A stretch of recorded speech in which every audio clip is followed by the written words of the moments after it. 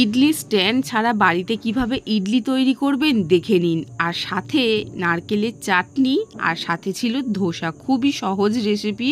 তো চলুন বন্ধুরা, ঝটপট দেখে ফেলুন। প্রথমেই এখানে বিউলির ডাল আর রেগুলারের চাল ভিজিয়ে রেখেছিলাম, সেটা মিক্সিং জারে অল্প জল দিয়ে একদম মিহি পেস্ট করে একটা বোলের মধ্যে এটা ঢাকনা চাপা দিয়ে রেস্টে রেখে আমি চাটনিটা তৈরি করে নেব। মিক্সিং জারের মধ্যে কিছুটা ভাজা ছোলা, কয়েকটা নারকেলের টুকরো, একটু আদা রসুন, সাথে কাঁচা লঙ্কার একটু টক দই আর অল্প একটু নুন দিয়ে একদম মিহি পেস্ট করে নিলাম।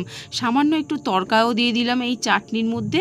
আর সাথে এইদিকে এই ব্যাটারের মধ্যে দিয়ে দিলাম পরিমাণ মতো নুন আর সামান্য একটু বেকিং সোডা। এই বাটি দিয়েই কিন্তু আমি স্ট্যান্ড বানাবো। বাটির মধ্যে অল্প একটু তেল মিশিয়ে নিয়ে তারপরে ব্যাটারটা এক হাতা করে দিয়ে এইদিকে জলের ভাপে কিন্তু আমি বানিয়ে নিলাম ইডলিগুলো। আর সাথে ধোসাও কিন্তু ওই একই ব্যাটার দিয়েই কিন্তু আমি তাওয়ার মধ্যে কিন্তু একদম পাতলা করে ছড়িয়ে কিন্তু প্রত্যেক কটা ধোসা কিন্তু এইভাবে কিন্তু তৈরি করে নিচ্ছি। একই ব্যাটার দিয়েই কিন্তু ইডলি আর ধোসা কিন্তু আমার খুব সহজেই হয়ে গেল। আর সাথে নারকেলের চাটনিও। এই নারকেলের চাটনি দিয়ে ইডলি ধোসাগুলো না খেতে কিন্তু দারুণ টেস্ট হয়। এই ধোসাটা গরম গরম থাকা অবস্থায় একদম কিন্তু মচমচে হয়। আর ইডলিগুলো কিন্তু দেখতে বেশ সুন্দর হয়েছিল। চাটনি দিয়ে খেতে কিন্তু দারুণ লাগছিল। অবশ্যই কিন্তু বাড়িতে ট্রাই